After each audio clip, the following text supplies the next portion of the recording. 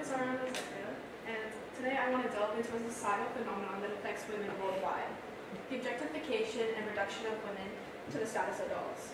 Specifically, how men often objectify women, treating us like dolls to be admired, controlled, and discarded at will.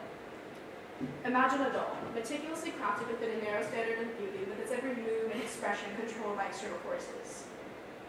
From childhood, girls are often given dolls as toys, setting the stage for a lifetime of societal conditioning that equates femininity with passivity, perfection, and subservience. As a young child, I remember playing with dolls, and while I was innocent fun at the time, looking back at that time that was in reality just a few years ago for me, I realized how those seemingly harmless toys shaped my understanding of femininity.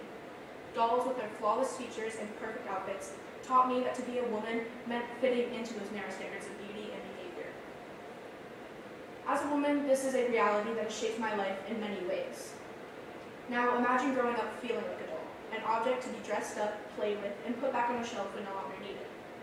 From catcalling to unsolicited comments, from being overlooked in professional settings, to the constant pressure to conform to unattainable beauty standards, I have felt the weight of being treated like an object rather than a person, even at a young age.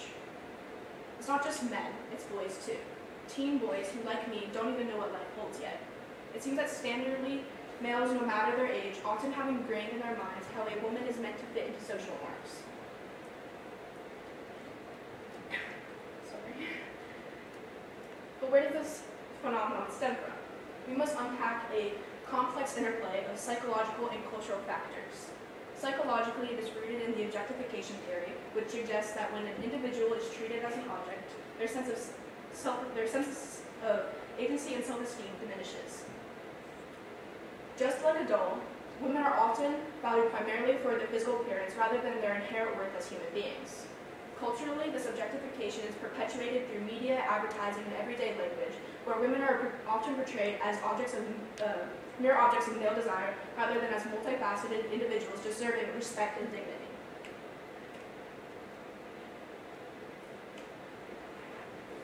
The prevalence of airbrushed images, unattainable beauty standards, and the pervasive notion that a woman's value is tied to her physical appearance all contribute to this phenomenon. The effects are profound and far-reaching, much like the wear and tear of a well-loved doll. Women internalize these messages, leading to lowered self-esteem, diminished agency, and the perpetuation of harmful gender stereotypes. They feel pressure to conform to unattainable standards, constantly striving for perfection, while their individuality is stifled. This not only impacts their mental health, but also limits their opportunities and potentials in various aspects of life. Growing up, I felt pressure to fit into a mold that was never quite meant for me, like a plastic doll. Constantly striving for perfection while feeling like my true self was being hidden away. This not only impacted my mental health, but also limited my opportunities and potentials in various aspects of life. As it has taken a toll on my mental health, leading to feelings of inadequacy and worthlessness, it has also affected my relationships. I constantly grapple with the pressure to fit into narrow expectations of femininity. But perhaps most importantly, it has fueled a fire within me, a determination to break free from the confines of the dollhouse, and to be treated as an equal, deserving of respect and autonomy. Not just for me, but an advocacy for my friends, my mother, my aunts, my family members, and my teachers. I advocate for all the little girls across the world and all the little girls within the grown women who are still playing with dolls at heart. I advocate for all the women to come after me and honor the women who couldn't before me.